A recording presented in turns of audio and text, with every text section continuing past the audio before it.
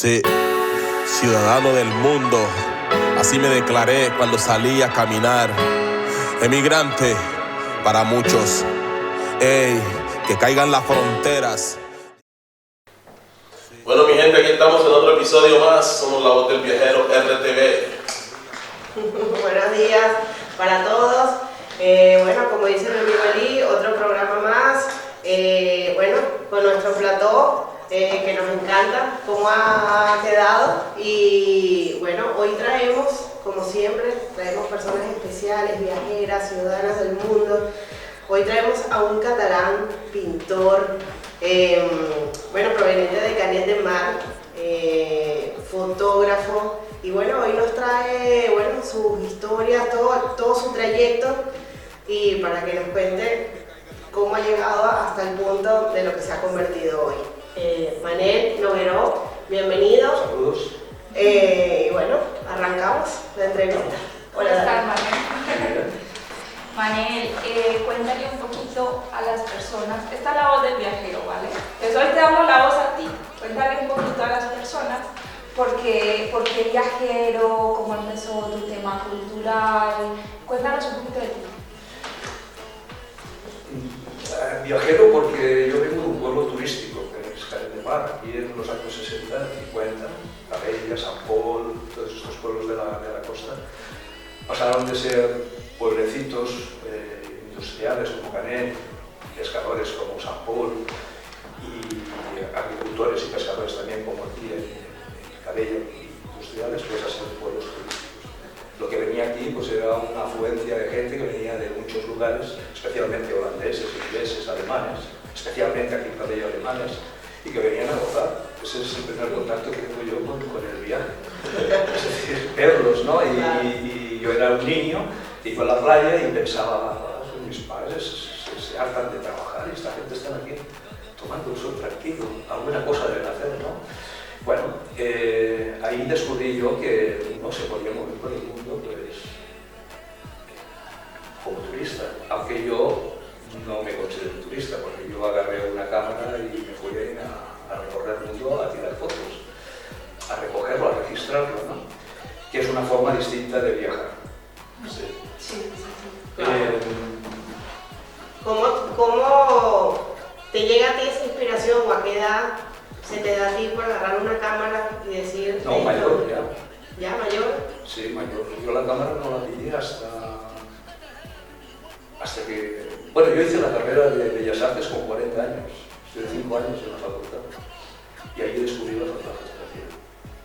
Wow. Sí. Y mi primera cámara la tuve que fabricar yo por una cuestión de asignatura de la facultad, que era una cámara estenopeica, que era una caja de madera con agujeritos, tenías que ir con la cámara, colocarla ahí. Y eso, claro, eso me abrió las fronteras de otro mundo, ¿no? Y luego cuando realicé un viaje después de la facultad, que no sé dónde fue, cuando estuve en la India, es cuando decidí, al volver, porque fui con una cámara analógica, de que una cámara digital me hubiera proporcionado muchísimas más imágenes de las que podía haber tomado con una analógica. Aquí fui con 18 carretes y los gasté en 2 días. Entonces me compré una buena cámara, una Nikon, propaganda. Y con esa Nikon pues visité otros países y descubrí la fotografía así. Es apasionante la fotografía. O sea que tu vida de pintor, de licenciado en Bellas Artes, es lo que hiciste antes. Y lo que continúo haciendo. Y lo continúas haciendo. Yo me considero pintor, no me considero fotógrafo. Yo no creo que soy fotógrafo. No, yo no. Las labores de un fotógrafo, hoy en día la fotografía, fíjate tú que Bueno, la fotografía se convirtió para ti en un hobby. No, ¿Es tu hobby? No, pero si lo haces profesional, sí. Es una herramienta para conocer el mundo, porque lo miras a través de un objetivo, lo miras a través de una cuadrícula que, si os fijáis en las cámaras, en el móvil eso no se percibe, tendrías que configurarlo para que se viera, pero en las cámaras, por ejemplo, las Nikon, la Canon y tal, cuando tú miras por el objetivo verás que hay unas rayitas, ¿no? Eso es unas proporciones áureas. Eso es para que tú puedas enfocar y puedas poner tu tema principal en uno de esos puntos que te marcan. Eso son proporciones áureas. Eso es un mundo, eso se dio esto está en toda la naturaleza, las proporciones áureas, están en los cuerpos, están en las piedras, están en los árboles, están en todos los lugares. Que son unas medidas concretas, son unas medidas sagradas, entre comillas, es decir, de diseño sagrado. Entonces las cámaras pues sirven para eso, para conocer todo eso. Lo que pasa es que yo creo que hay muchísimos fotógrafos que van por el mundo y no tienen en cuenta todas estas cosas. Entonces disparan y a veces disparan sin saber exactamente qué están disparando, a qué fotografía. Hay gente que se va a África, por ejemplo, viajeros que se van a África y se creen que África es miserable, pobre, son los negritos que se mueren de hambre, son los mocos pegados en las narices de los niños. No se dan cuenta de que África es alegre, es vistosa, es brutal, es humana y tiene muchas más risas que llantos. Entonces yo fotografío las risas, yo fotografío los llantos. Yo cuando voy a Colombia fotografío llantos. Yo ya te iba a preguntar eso, que en tu tema de viajero ya nos habías contado que llegaste a Colombia y conociste un Colombia que a muchos no nos ha tocado vivir, ¿sabes? O sea, hay dos caras de la moneda en un país y a ti te ha tocado ver una complicada. Cuéntanos un poquito cómo fuiste a dar allí, qué pasó. Yo fui porque yo tengo una amiga que es mi hermana de leche. Nos criamos juntos en la misma casa, vivimos 14 años en su familia, mi familia, vivíamos juntos. Y ella conoció a un colombiano y se fue a vivir a Cali. Entonces ella, con los años, consiguió posicionarse bien, porque al principio lo pasó mal, no le fue fácil. Y cuando ella ya estuvo bien situada, entonces me invitó a visitarla. Entonces mi primer contacto con Colombia, lo que yo tenía en mente de conocer de Colombia era sencillamente pues, estar con ella, iríamos a viajar, veríamos algunos monumentos que al final no sirven para nada. Pero ibas en plan turístico, estar con tu amiga y... Claro. Bueno, como turístico, pasar una temporada allí, porque mi billete fue de 2 meses y medio, es decir, yo iba para 2 meses y medio más o menos, o 3, por ahí. Pero cuando llegué allí, pues me encontré de que ella estaba muy bien posicionada, es decir, ella era la directora de la red pública de las bibliotecas de Cali, es decir, y prácticamente de todo el Valle del Cauca, pero especialmente del Cali y los corregimientos. Entonces, la primera semana, que no el primer día, porque el primer día que yo estuve en Cali fue brutal, pero en la primera semana ella me llevó a todos los corregimientos, entonces ya me metió en el Hormiguero, me metió en Siloé, me metió en Agua Blanca, me metió en la Castilla, me metió en La Elvira, me metió en todos esos sitios que son brutales, que para un tipo como yo, que había visto pues, las dificultades sociales de lejos, como en la India, cuando estuve, pero las vi de lejos, o en otros países que sí no la he visto de lejos, allí me vi y cuento en ella. Y claro, me conmovió, ¿no? Conocer a niñas pues, de 13 años que eran mamás, de sus papás, ¿no? O de su hermano, o de su vecino, o de su... Bastante fuerte. Claro, entonces eso de niños tocados, violados, o raptados por la guerrilla, o también por los paramilitares, o bueno, yo conocí ese mundo ya la primera semana, ahí me vi el cuento. Se fan de cada día. ¿Cuánto te quedaste? ¿Compraste el tiquete por 2 meses? Y medio, más o menos. ¿Y te quedaste cuánto? ¿Los dos? Todos. Mira, el primer día que yo llegué un viernes a las 0 horas del sábado, y ese sábado, pues claro, entre el jet lag y todo eso, uno descansa y no se entera mucho de dónde está. Pero entonces ya por la tarde me dijo, mira, mañana hay una manifestación en blanco y negro, eso fue el año 2007, fue el 5 de julio del año 2007. Dice, es una manifestación que se llama en blanco y negro y es una manifestación en repulsa de los 11 asesinatos de los diputados caleños que fueron, no sé si tenéis en mente, sí, por la guerrilla. Por las FARC. Eso dice, pero bueno, eso fue un bombardeo entre unos y otros. Y entonces yo a las 7 de la mañana ya agarré la cámara y ya me fui para allá de domingo. una gran manifestación cívica de repulsa por los 11 asesinatos de los diputados galenos. Entonces ahí pude fotografiar pues, a familiares, especialmente tengo una fotografía de la madre del diputado Nariño, que se llamaba Narváez, que portaba el retrato de su hijo, iba acompañado de su familia. Bueno, esa foto fue brutal, ¿no? Conmovedora. Veía a la madre, con dos lágrimas, que claro, me dio un impacto muy grande. Entonces pude fotografiar todo. Había más de 100.000 personas, seguro. Ese fue el primer reportaje que yo hice de Colombia, fue 24 horas después de la guerra. Y recuerdo que el lunes siguiente, la primera foto que tomé en la calle, por decirlo así, al salir, que nos íbamos para los corregimientos, fue un motocarro que iba cargado de ataúdes. Iba subiendo por una pendiente. Yo vi ese motocarro lleno de ataúdes, por lo menos había 15 ataúdes amontonados en ese motocarro, subiendo blancos, de color rojo, de color, unos colores tenían los ataúdes. Con qué alegría se van de este mundo, ¿no? Se van, sí, que son alegres. se van con color, ¿no? Se van, ¿no? Aquí los ataúdes son grises, sí, marrones, ahí eran de colores blancos y rojos. Entonces tomé esa fotografía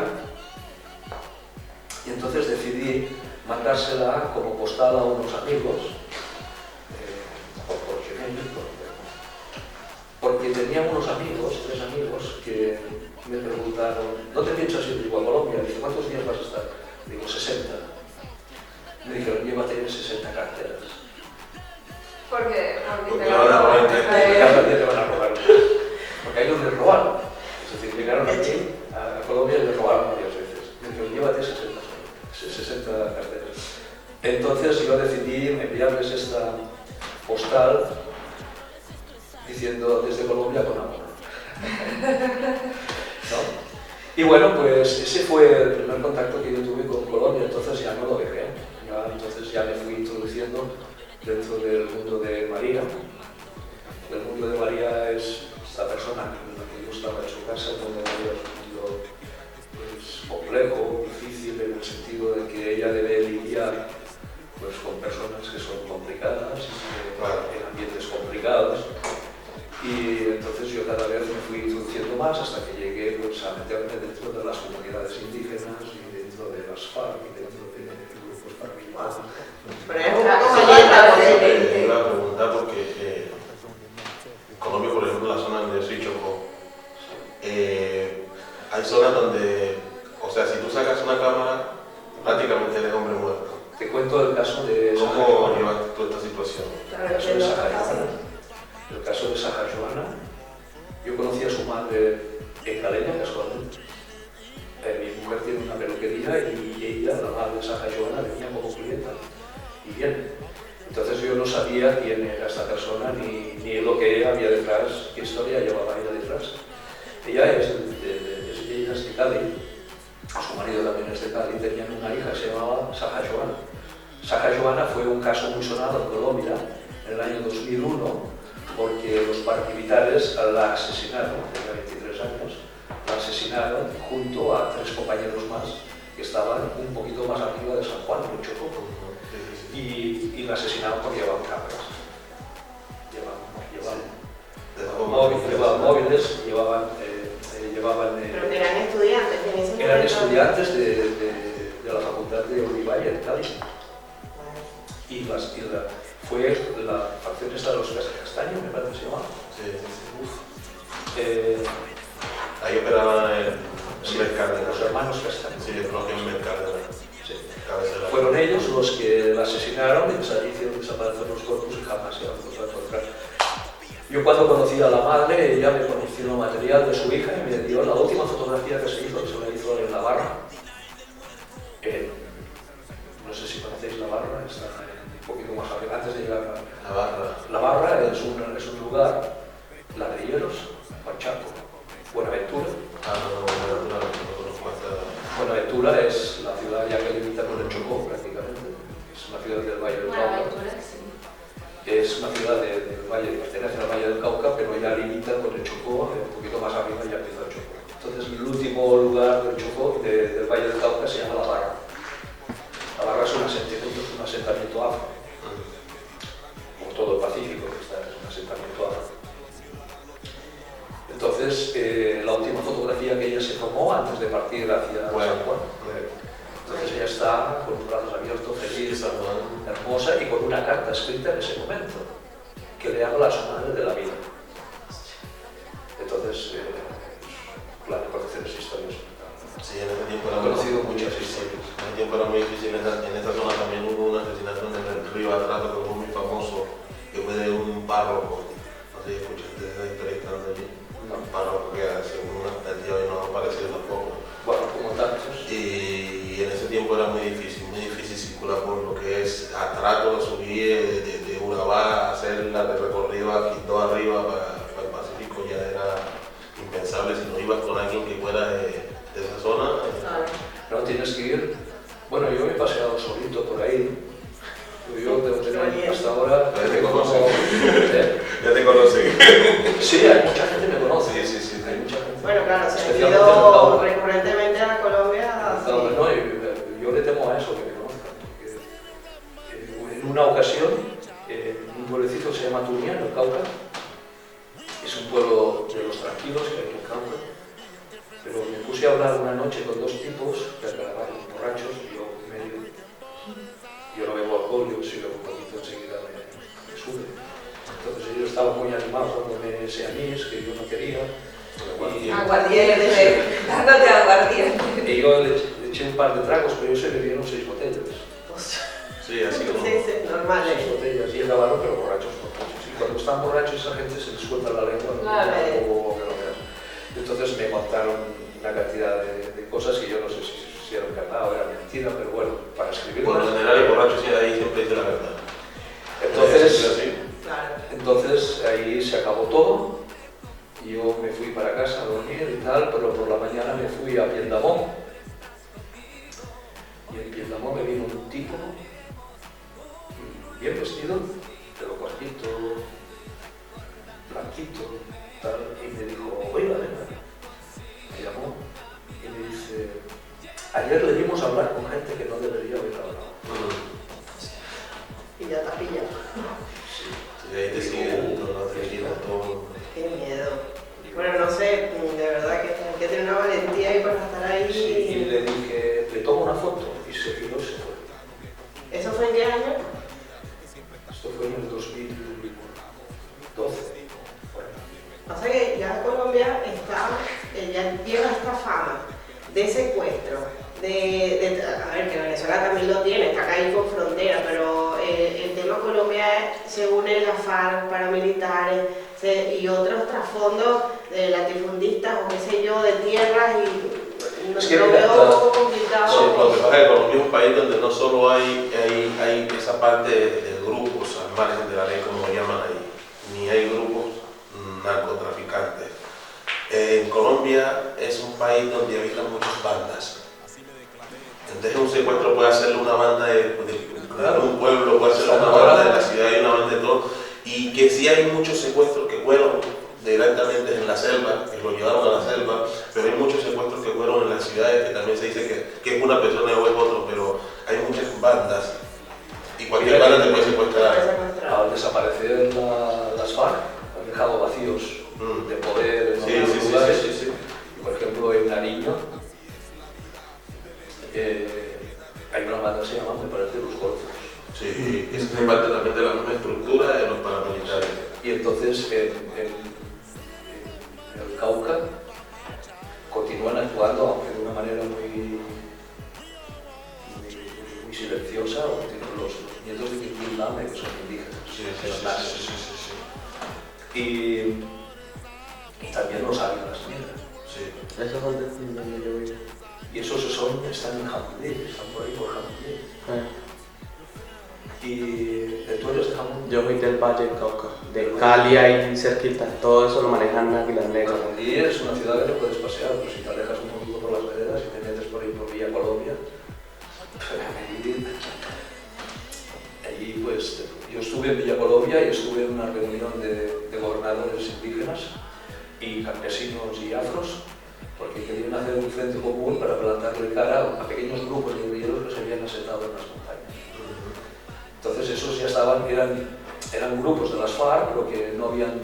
Eso es lo que llamaron después del proceso de negociación, lo llamaron disidencias de la FARC. Sí. Eso era lo que estaban operando por el Putumayo, por esos lados de ahí, el Cauca, también, ahí donde estaba más fuerte la disidencia de la FARC en Colombia. Entonces ahí pues yo estuve con Jair Hernández, que es un defensor de los derechos humanos, amenazado de muerte, ¿Cómo? Jair Hernández. ¿De donde Calén, del Valle? Sí, él es indígena, es típica. Pero cuando se mueve, pues tiene que tomar muchas medidas de seguridad. Está amenazado. Yo estuve con él, que él hacía de mediador, entonces él tenía que subir al campamento guerrillero. Yo quería subir con él para tomar unas fotos, pero me dijeron que no subiera. No, porque tenía miedo de que yo fuera moneda de cambio. Entonces tuve que quedarme en un colegio, que fue maravilloso, porque era un colegio de niños y niñas nasas, en medio de la naturaleza, donde la escuela era la misma naturaleza. Solo era un cubierto, no había paredes. Y gracias, porque hubo un momento en que estaban los niños en un cobertizo de estos, y no sé qué pasó, que hay un tipo de mariposa que cuando vuela en comunidad, y se llenó todo aquello de mariposa. La mejor escuela que estamos vividas, ¿no? Claro. En cambio, esos niños me dijeron que, porque yo les hablé, ¿no? Me dijeron los profesores que les hablara sobre la identidad y cosas de estas, y digo, bueno, esta es la mejor escuela de la que he estado jamás. Y me dijeron, pues si es fea, si no tiene paredes, no tiene ventanas, no veis, pero tiene aire, tiene paisajes, tiene montañas, oís el ruido del agua cuando pasa, tenéis un río ahí al lado. He visto de estas mariposas que vuelan por aquí. Esta es la mejor escuela en la que he estado jamás. Empezaron a mirarse la mejor. Empezaron a mirarse. Ahora tiene que mirar a la tiene que mirar para darse cuenta. Sí. Entonces, en esto, mientras yo estaba allí, sí que vino un grupo a buscarme para que subiera al campo de hielo para tomar unas fotografías. Pero entonces se me plantó la guardia indígena en el camino y me dijo que no subiera. Porque los tenía ya a 100 metros. Qué fuerte, ¿no? Los veía, ya me esperaban. Porque entonces, aquí... El grupo que me dio le dio permiso para que yo subiera a tomar las fotos. O sea, estos grupos que ustedes dicen, porque están hablando aquí de Colombia, estas bandas, al fin y al cabo, ellos deciden hacer lo que quieren y no obedecen al gobierno. No, nada, para nada, ¿no? Con este tema, lo que pasa es que, mira, es lo mismo que estamos hablando, como por ejemplo cuando la guerrilla se movilizó, que la disidencia, hubo una gente que no quiso entregar sus armas, porque ellos en ese momento lo que decían es que iban a entregarse a un Estado que no les iba a cumplir sus peticiones, ¿no? Pero antes de esto en Colombia también hubo una movilización de los grupos AUC, que son las autodefensas, entonces eran autodefensas campesinas de Córdoba y Colombia. AUC. Cuando se movilizan las autodefensas, que eso pasó en el gobierno de Uribe, ¿sí me entiendes? También pasó lo mismo. Se entregaron unos y otros no se entregaron. Entonces, como el gobierno tampoco le cumplió a esta gente, ellos lo que hicieron fue, ellos se basan en esa excusa, que ellos por el incumplimiento del gobierno tuvieron que regresarse otra vez. Pero ya no se regresaron bajo el estatus de las autodefensas. Regresaron como Águilas Negras, como los Restrojos, como los... O sea, hay como 10 tipos de ahora de paramilitarismo que hacen parte de la misma estructura que había antes, que eran los AUC. Entonces, ¿esto qué lleva? Esto ha llevado a que cuando pasa esto se han quedado muchos que no tienen el poder ni las armas para seguir delinquiendo, entonces se han convertido en bandas. Entonces estas bandas que están distorsionando a mucha gente, son gente que ha venido de esos grupos que combatían antes y que ahora son parte de esa nueva estructura que han ido creando, pero con la misma ideología e incluso más estricto.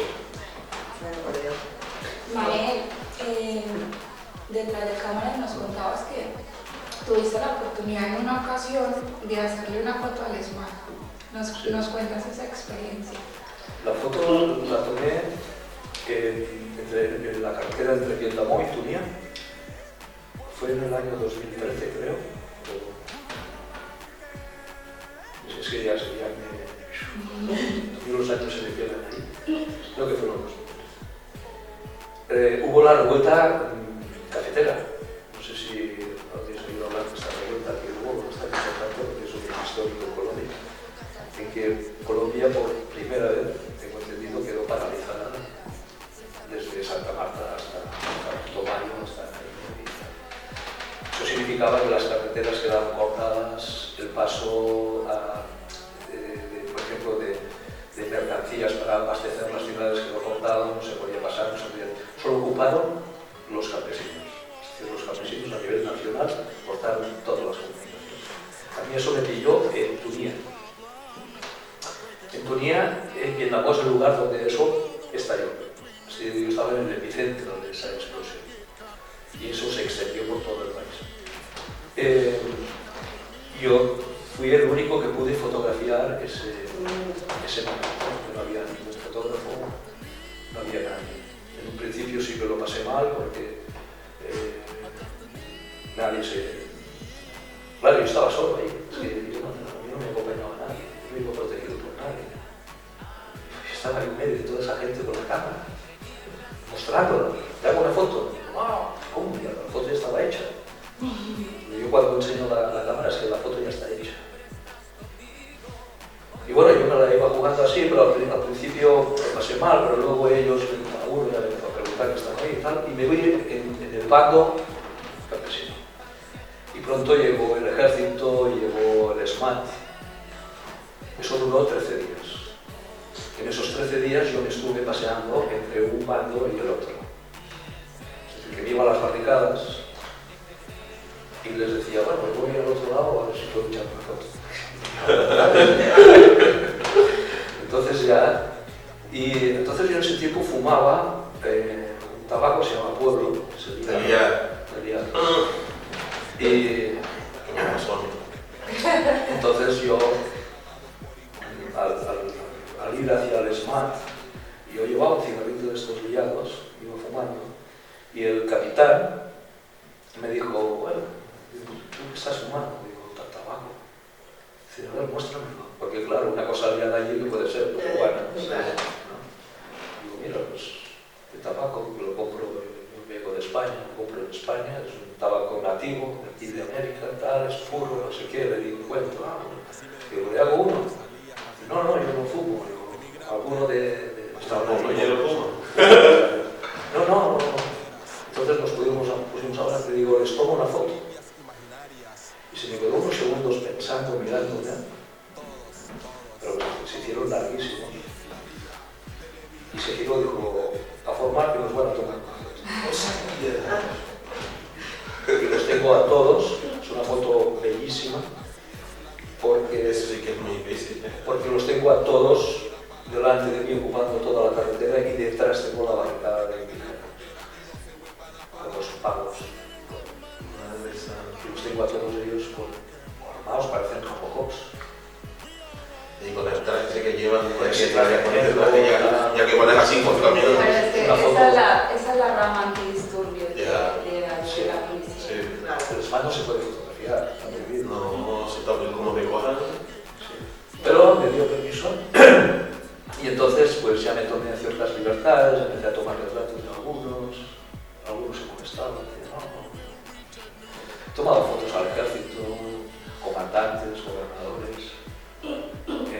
Al ejército también es muy complicado fotografiarlo. Hombre, le tomaste la foto a una excomandante de la FARC. Les tomé una fotografía a Victoria Samir, Sí. excomandante de las FARC. Wow. Bueno, digo que también se dejen fotografiar, ¿no? Porque, bueno, también a ellos les quedará esto para su historia. Yo creo que me ven a mí como una persona que no está comprometida con nada. Claro. Yo soy Es neutral, ¿sabes? soy un observador, soy como un gran hermano, ¿sabes? Alguien que está observando y está ahí. Claro, porque si Sí, te claro. viesen parte de un lado o de otro. Claro, ahí está. No, lo que pasa es que también con todo el proceso de cuando ya empezaron el proceso de movilización también cambió mucho la las normas entre ellos, porque ellos lo que querían era mostrar su versión al mundo. Entonces también ya empezaron a llamar periodistas, empezaron a hacer entrevistas que tú nunca habías visto, comunicados que sacaban vídeos en prensa, ¿sí me entiendes? Porque ellos también en ese momento ya no estaban interesados por seguir conservando eso que tenían ahí atrás. Claro, querían que Ellos conociera querían, su sí, versión. también querían dar su versión al pueblo, ¿no? Sí, Entonces, sí, sí. también se entregaron también un poco. Feliciano Valencia también, líder indígena, NASA, también de fotografía. Yo estuve un día de campaña con él y fue muy bestia también ese día, porque él me llevó a Corinto y Corinto había estado ametrallado el día anterior. Las primeras negociaciones que se frustraron. Y me impresionó mucho porque nos esperaron centenares de indígenas, de NASAs, que a medida que íbamos entrando, es que nos esperaban fuera del pueblo, como para recogernos. Para entrar, ¿no? Sí, y nos cerraron, ¿no? Para que no nos pasara nada. Protección Oye, indígena. Manel, y todas estas fotografías que nos estabas diciendo que has tomado, ¿eran las que tenías publicadas para la exposición que te quedó pendiente ahora en Colombia, no? Algunas. En el 2020, ¿llegaste a realizar la exposición? No, No se pudo dar por el tema de la pandemia. Están en Colombia esas fotografías. Todavía están en Colombia. Eso me gustaría, quizá me haya ido mejor porque igual me replanteo la forma, ¿no?, de cómo mostrar. Hay un fotógrafo colombiano que se llama Chucho, que él hizo un trabajo también en el Valle, en el Cauca, sobre el conflicto. Yo vi ese trabajo expuesto en Cali, en el Museo de la Tertulia, y es una manera de mostrar el conflicto muy distinta a la mía, ¿no? Y tengo pendiente un encuentro con él, pero esta vez no nos pudimos encontrar, estoy estando Claro. en Cali juntos, pues, por culpa de la pandemia y por culpa de vosotros, se fastidió todo. Pero me gustaría hacer una colaboración con él, porque su exposición tuvo mucho éxito, porque resulta ser que Cali es un oasis, es una burbuja donde lo que ocurre en Colombia solo ocurre en Cali. Es decir, el resto, por ejemplo, hablar del Cauca es hablar es hablar de zona de guerra, es hablar de problemas muy serios, cuando Cali no tiene, porque hay otros problemas brutales. Cali tiene abiertos muchos frentes. Si había barrios donde no entraba ni la autoridad. Ni la autoridad. Entonces lo que te dices, te ha venido un poquito esto de repente para replantearte nuevamente para esta exposición. replantearme cómo hacer esta exposición y en qué formato hacerlo también, cómo acabar de completarla, porque yo, claro, yo no dispongo de dinero para hacer grandes proyectos, y lo que me circula a mí por la cabeza son grandes proyectos, no hacer exposiciones de fotografía que hay que es de pena, de lástima.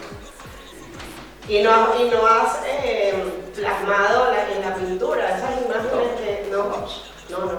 ¿Por qué? Bueno, la fotografía es la fotografía, la pintura es la pintura y la escritura es la escritura. Y eso te iba a preguntar, porque también vienes con un proyecto, bueno, que creo que todavía no has lanzado, un libro, y tienes, bueno, un libro y un poemario. Tengo varios, sí, ¿Qué? Un poemario. Sí, aún estoy con él. ¿Estás con ello? Sí. No has terminado aún y cuando, No. o sea, tienes fecha. Fausto, eso es Fausto. Fausto Abierto. está abierto, son obras románticas, están abiertas. Eso se acaba cuando se abandona. Vale. Y entonces cuando se acaba. Todas las obras románticas se abandonan, nunca se acaban. Yo quiero hacerte una pregunta ahí. Aparte de Colombia, también sabemos que tenés una relación con África, Sí, ¿sabes? Con Senegal. ¿Qué tipo de relación y cómo llegaste a Senegal? A Senegal llegué por mi hija, por Isaura. Mi hija, mis dos hijas están casadas con senegaleses, con un viola y con un dominicano, que nos han aportado una gran aventura en la vida. La verdad es que sí. Entonces mi hija fue, la primera vez que fue a Casamance, yo tenía muchas ganas de ir, pero no encontraba ni la manera, ni cómo. Pero ella, gracias a la Escola Pia de Calella, pudo ir a Bulón, pueblecito que aún conserva las tradiciones artistas. Es un pueblo que aunque la modernidad ha llegado a través del móvil y tal, sus maneras ciclos de la vida continúan siendo los ancestrales. Es decir, son personas que aún conservan tradiciones muy fuertes, milenarias. Entonces ella fue la primera vez, y la segunda vez que quiso ir sola. Entonces digo, yo te acompaño. Y acompañé a mi hija. Entonces descubrí un mundo brutal, impresionante. Pero impresionante por la humanidad. Y yo es Humania. Humania es el lugar donde viven humanos. Eso es Humania. Nosotros aquí, humanos de aquí, somos humanos, no somos nada, somos Animales. partidos. Pero aquello es Humania. Nosotros vivimos con una familia donde había un habitáculo hecho de barro, donde no había absolutamente ni un solo mueble, donde no había nada, solo camastros para dormir, que es el único momento del día en que se ocupa la casa. El resto del día se hace en la calle. Se come afuera, se guisa en una hoguera, todo se hace afuera. Pues se leña. Entonces me conmovió mucho cuando supe que la familia que acogió a mi hija la primera vez tuvo que pedir un préstamo de 50 euros para comprar comida para ella. Y ellos se quedaron sin comida. Fuerte. Son muy hospitalarios. Sí. Yo creo que ese sentimiento de hospitalidad se ha perdido mucho. O sea, ya no te sacas el pan de la hoja porque pues es un pan mejor, ¿sabes?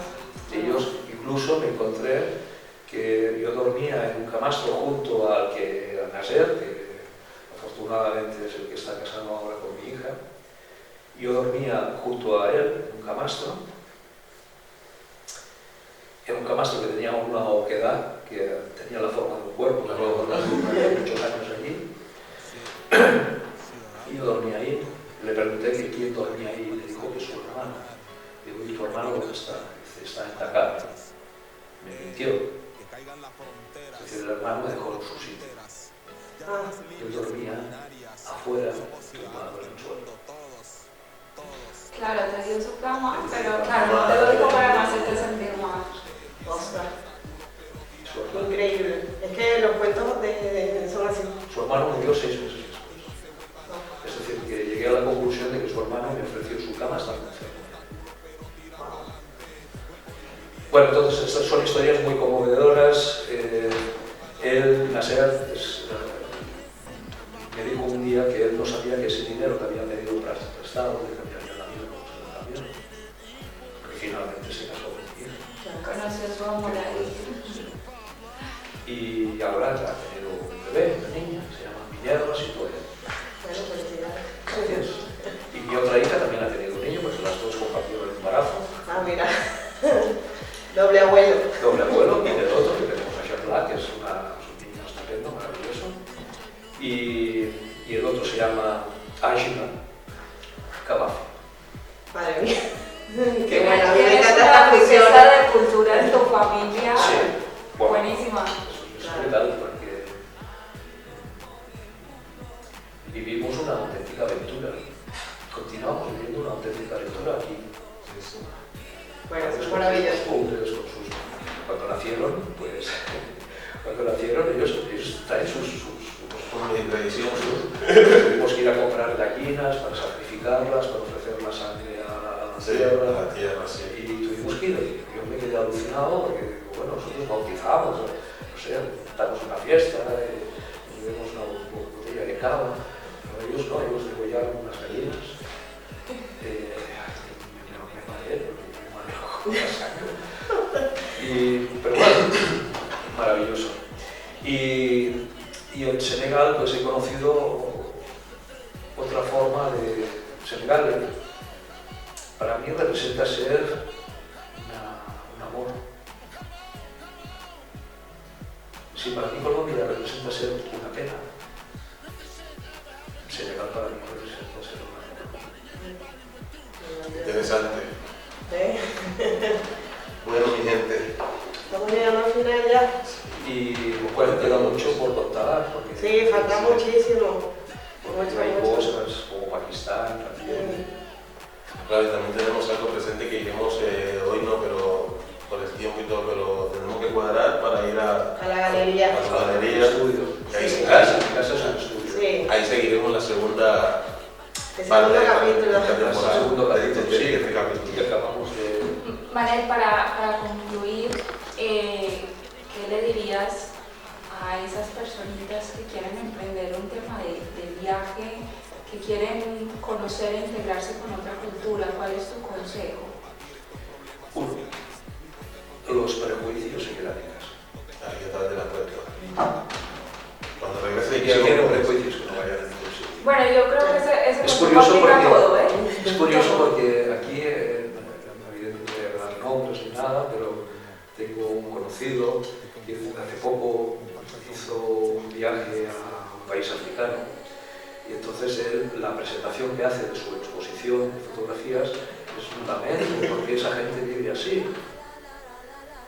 Que dice, ya es que ya no tiene sentido vivir así, con esas costumbres, con esas tradiciones, con esas chozas. No se puede ir al mundo con ese pensamiento. Claro, no puedes intentar cambiar. Tú no puedes ir, no puedes salir de tu casa. Porque Claro, quizás sí. si ellos vinieran acá pensarían de nosotros igual, ¿no? Claro. Esta gente vive esclava, Sí. vive en Se un están cuadrito, cansando del vive, planeta. ¿sabes? Se pierden de la naturaleza. Claro. Claro. No, si el mundo es rico precisamente por eso, ¿no? Porque Bueno, cada quien le ha tocado hay vivir donde le ha diversidad, tocado. porque hay culturas y afortunadamente hay culturas que son ancestrales y que viven pues como antes, es cosa de ellos, de evolucionar hacia un sitio hacia otro. Nadie de nosotros puede ir allí a decirles cómo tienen que vivir, y qué tienen que hacer y qué palabras tienen que decir, porque yo no lo voy a hacer. Yo siempre he sido testimonio mudo en todos los lugares donde he ido. Yo me he comido lo que tocaba que comer, he dormido lo que tocaba que dormir, he hecho lo que tocaba hacer. Yo jamás he ido a intentar hacer el plato, mi plato, allí. Siempre me han cocinado y siempre he querido aprender lo que ellos han cocinado. Y ya está. Y ese es el Cero prejuicios. pero los prejuicios en casa, si no lo saben de tu casa. Ahí está. Si quieres viajar, si quieres integrarte, prejuicios que quedan en casa. Manel, las redes sociales, por si alguien quiere conocer, saber un poquito más de ti, ver las fotografías. En Facebook verán muchas fotografías. Lo único que tienen que poner es Manel Nogueró, mi apellido, pero con acento en la O, porque hay otros que también se llaman como yo, y sin el acento salen varios. Vale. Manel Nogueró. Nogueró, tal como suena, Nogueró, pero con acento en la O, la última O. Entonces ahí hay una foto de perfil que es el Pacífico. Oh, Vale. Pacífico colombiano. El Pacífico que está hecho en ladrilleros y estoy mirando hacia tu tierra. Ahí te esperamos, ahí tienes que ir. Entonces esa es la foto de perfil que tengo en Instagram. Tengo las mismas fotos que tengo en Facebook, pero donde cuelgo más es en Facebook. Lo he hecho Muy bien. por Facebook. Bueno, Manel, muchas gracias. Bueno, Ya está. gracias. Gracias, Y estamos gracias por estar pendientes aquí en para la ir a la casa. galería. Sí, Claro, sí, sí, eso sí. cuando queráis me decís y Sí, lo cuadraremos. es otro mundo, ¿eh? A partir que sacamos de aquí. Claro. Sí. Después que sacamos de aquí lo cuadramos y te visitaremos seguro. Ok. Gracias por la invitación. Bueno, Vosotros por haberme gracias a ti invitado. por venir, siempre tu casa. A mí me gusta venir y hablar de estas cosas porque me las tengo que guardar. Piensa que aquí hay un pensamiento un poquito estrecho. Y hay gente que se molesta cuando les cuentas que tú estás haciendo unas cosas que quizá a ellos les gustaría vivir pero no viven Ya. o no se atreven. Entonces, no puedo contarlas sencillamente porque ni siquiera ya prestan atención, ni siquiera las quieren comprender. Pues precisamente esto es la voz del viajero. Damos la voz a esas personas que no son ni de aquí ni de allá, que son ciudadanos del mundo. Esa es la voz del viajero. Ojalá pudiera visitarlos. Gracias, gracias. Bueno, gracias. Somos la voz del viajero. Sí, ciudadano del mundo. Así me declaré cuando salí a caminar. Emigrante para muchos. Ey, que caigan las fronteras.